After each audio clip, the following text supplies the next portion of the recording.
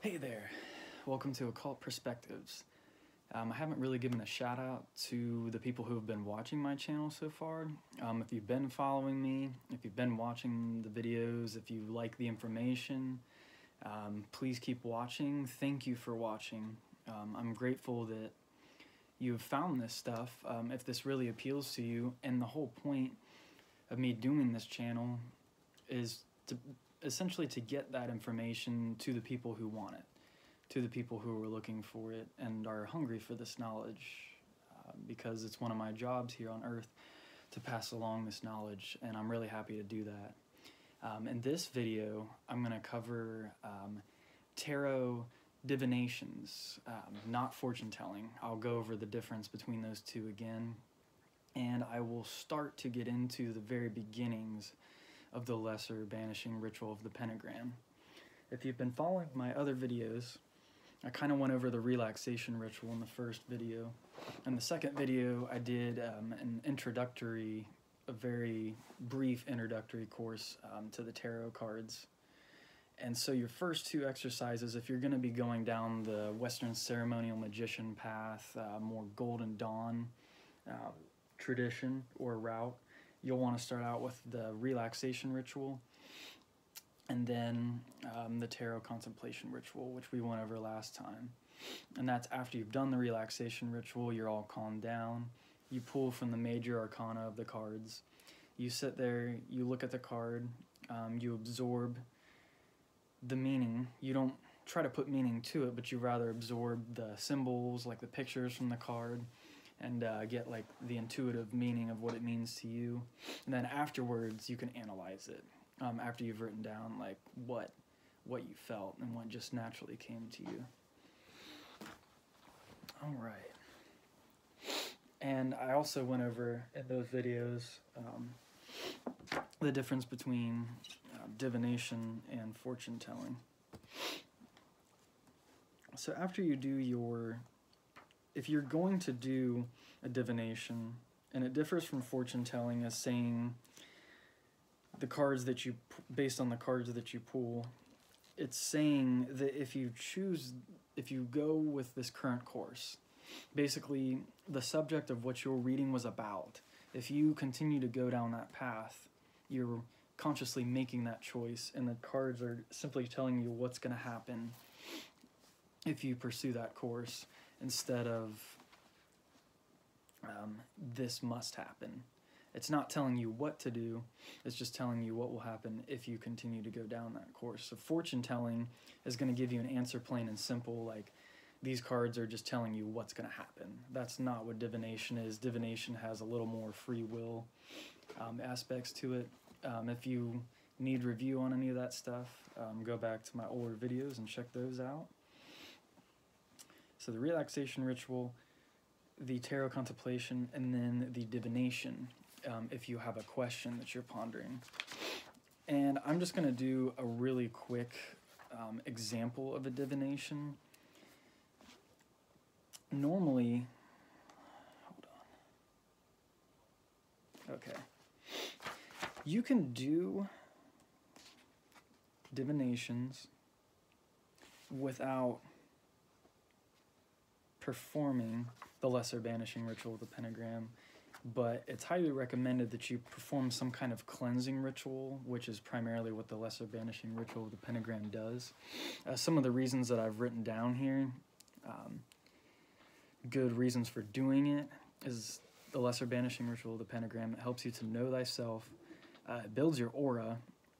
It'll actually make your aura bigger, so those who are aura sensitive that are able to see those things, you're going to have more energy, coming out of you, radiating out of you. It removes from the immediate area unwanted influences.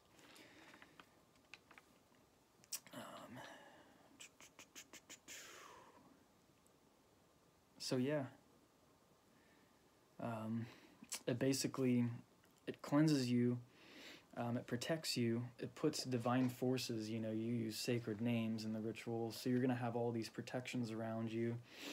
And let's say you're walking down the road and under normal circumstances you hadn't used the protection, or whatever protection it is you use in your mystic tradition.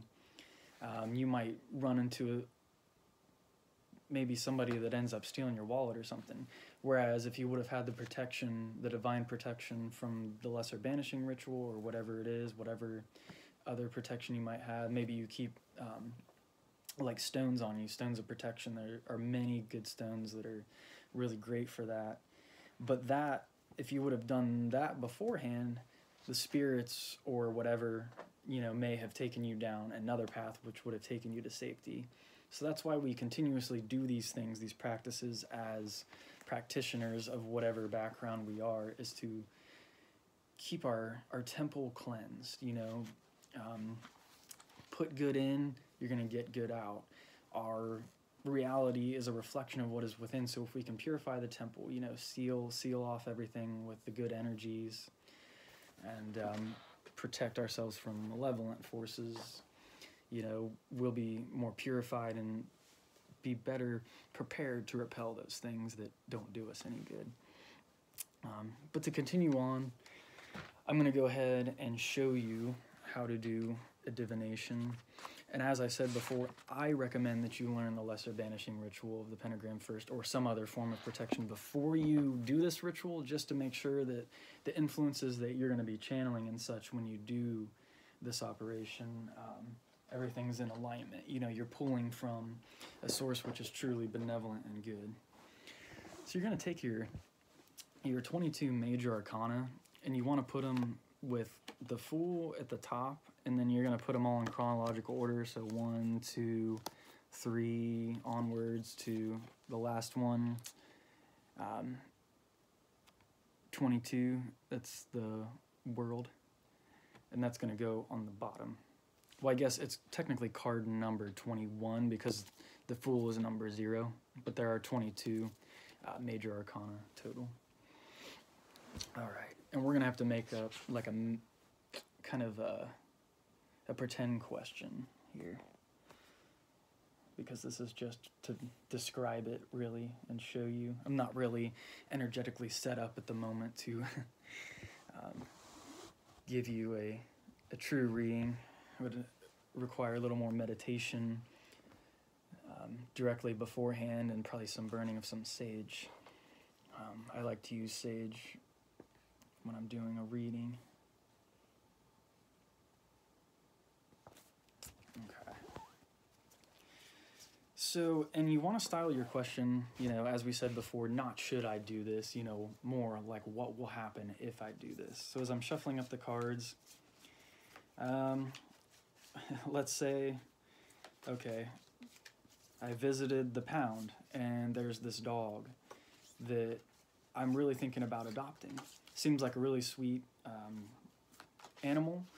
I'm going to go and, you know, depending on what these cards tell me, I'm sorry, that's not how you should formulate the question. I'm getting a little ahead of myself. But let's say there's somebody who's thinking about going back to the pound to look at this animal that they're thinking about purchasing. So as they're shuffling the cards, they would think, what will be the outcome if I end up going with this dog? If I end up bringing him home and picking him out, you know, what will transpire? So you just continue shuffling the cards. Keep them in an upright position, because the reverse position of the card means something different when the card's upside down. But if you do feel, you know, that there's a card that does need to be turned upside down, if you get that feeling as you're intuitively in the moment and channeling the energy that you need to put a card upside down, go ahead and do that.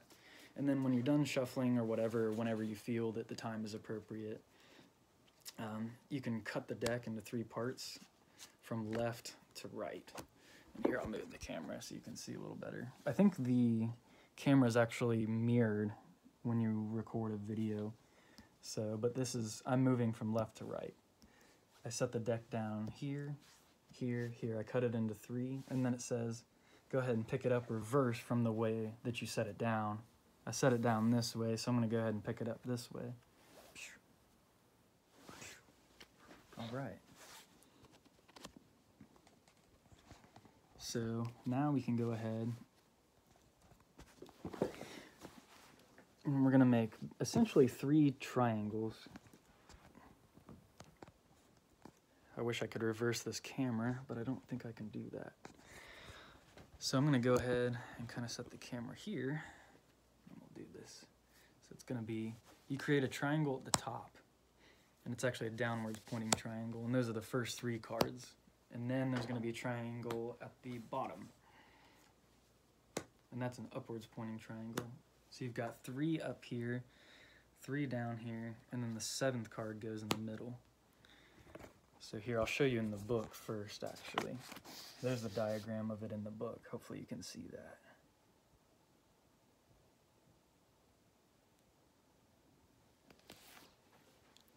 And then, so it's 1, 2, 3, downward triangle, 4, 5, 6, your second triangle, and then the 7th one is the card in the center. And each one has a different meaning. So that first card, Wheel of Fortune. Card number 1 is, card number 1 and card number 2 are unknown spiritual influences. So these are unknown spiritual influences which are kind of like helping you to dictate your decision, or kind of to helping you to guide your decision. And some of the major arcana I am more familiar with than others. The Chariot, I know, usually represents like the overcoming of obstacles. It has a lot of strength. There's a lot of strength archetype in that. Sometimes it can mean challenge, but it usually means that you're going to be victorious. You know, the way I see it, he's standing above the 2 sphinxes of duality, the black and white. So he's kind of conquered as maybe his lower nature. The Wheel of Fortune, I am less familiar with. I would assume it looks like the 4 animals in Ezekiel's vision, or the 4 animals I think that stand next to the throne of God. I'm going to put the camera down here real quick and look up what this book has to say. In the Wheel of Fortune, you know just how things are going to manifest. There's a clockwork to the universe. Assured success, completion. So far, our cards are looking pretty good. These are the unknown spiritual influences. They are positive things. Flip back to the other page here. Card 3. Ooh, death. Interesting. Card number 3 represents spiritual advice for the matter. But death isn't necessarily, it doesn't mean death in the way that we think it does. Here, let me put the camera up so you can see that first triangle there. It doesn't always mean the end of things or the breaking down of things. I mean, it can mean the breaking down of old things, old patterns, old paradigms, belief systems, etc. And it can symbolize the rebirth of something, the renewal. You know, in this situation, you know, we're doing a reading for if someone wants to go to the pound and what will happen if he ends up taking the dog home. You know, maybe if he had owned a pet previous to this, you know, this could represent, you know, the moving on. It's the rebirth of maybe it's time to move on with a new pet. But anyway, let's move down here to this bottom triangle. We've got card 4, the Magician. This one represents unconscious desires in the matter. The Magician, usually, it's kind of the person who's taking the journey. It's you know, essentially, like you are the Magician. And the Magician, you know, it's doing the little hermetic as above, so below correspondence, you know, has all the working tools there on the table, one for each element. The cup is water, the dagger is air, the wand is fire, and the pentacle is earth.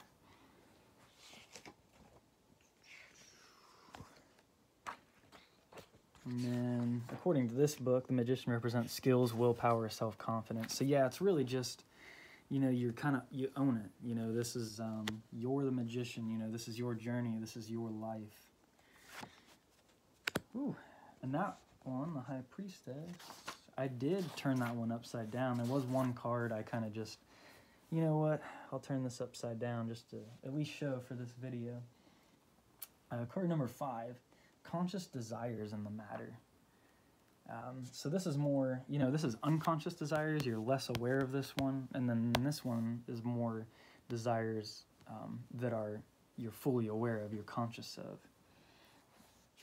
And the High Priestess is really like wisdom personified. You know, she stands between the two pillars, and she's pretty depolarized, and she even has like the Torah in her hand. And the meaning of the card, and of course we're working with modern magic again. Donald Michael Craig, great book. The High Priestess, and their little brief description. And you know, the cards don't mean just one or two things. It's whatever the card means to you. Science, education, or knowledge. Okay, that's pretty a brief description. But yeah, wisdom personified, Sophia, if you will. You know, Sophia is the personification of wisdom. But turned upside down would mean, in this book, it says ignorance or superficial knowledge. Interesting. So yeah, a lot of the times the reverse card kind of means the opposite of what the card would mean if it was turned face up. Okay, let's get on to card number 6. Ooh, the Tower. It's always interesting when you see this one in a reading, because normally it means destruction or chaos, but it could mean, you know, just the end of something. You know, some things must end so that other new things can begin.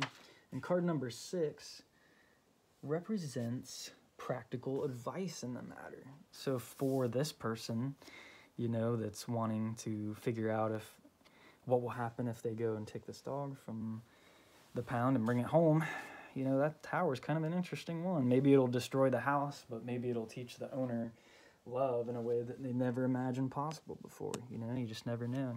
The 7th card, the last one in the middle, is supposed to be, this is the outcome card. This is really like what your final answer is supposed to be after you've flipped over these other 6 cards and kind of gotten an idea of the above correspondences, the below correspondences. Because these 3 cards all pertain to more spiritual matters, and these are more like the mind, like the unconscious, the conscious, and then practical advice. So final outcome. The Empress. The Empress, card number 3, I feel is like a card of strength. You know, she's kind of just chilling in the woods. Like she has I'm not sure what kind of wand that is. She's holding a wand. There's a green, trying to remember what planet that's the symbol for. I want to say it's Venus. I could be wrong though. That would make sense because it's colored green, and green does correspond to the planet Venus, Friday. And she has the forest behind her. But yeah, typically like strength. I get strength and confidence from this card. Let's see what the Modern Magic has to say. Fruitfulness, action, and creativity. So it seems like, you know, if they followed the template of this reading, that at the end of the day, it would honestly be a good thing. It's going to bring a lot of fruitfulness and activity and joy into this person's life. So, you know, if they're looking for, you know, this is their decision, you know, now that they've gotten the reading from the card, like, do they go and get the dog or do they not? I would say this is a pretty positive reading, and it makes a lot of sense. So, you know, maybe from the earlier cards we had seen in the top, you know, maybe they had experienced some kind of loss, so this is a time of transformation, as we saw with the Death card. And then at the bottom, the Tower, you know, kind of symbolized like the end of maybe the old way of things, or holding on to like the past and allowing ourselves to love in the present and bringing that loving, healing energy into the now. And if that person goes and adopts that dog, I think that would be a good thing. So yeah, that pretty much covers a simple tarot divination. There's other methods of it. I just find that to be a pretty simple one, and that's the one that is mentioned in this book, Modern Magic.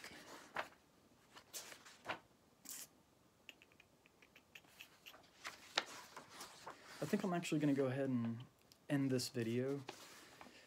I know I got into the Lesser Banishing Ritual of the Pentagram very briefly, but I'd like to compile a little more information first before I go on. All Also, I am still working on notes for the Hiram key, so I'm going to be working on, I believe I'm on part 4 of the Hiram key explained. And then I'm also working on compiling information from Albert Pike's Morals and Dogma. I'm almost done with chapter 1, getting the notes I want together, so I will also present that at some point.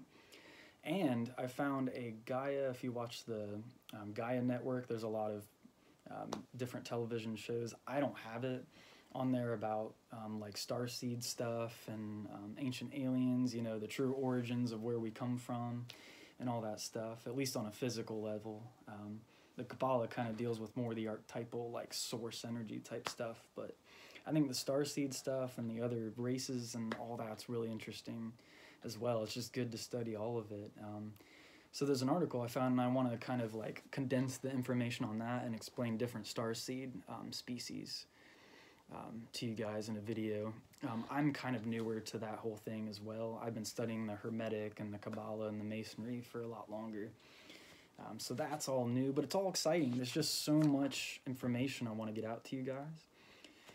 I love you guys. Thank you for watching. I hope you peace, love, and blessings in all the coming days. So yeah, I'm going to go ahead and end this video, and you know, tune back in as soon as you can. I'm going to keep trying to keep the videos rolling, and I'll see you next time. Take care.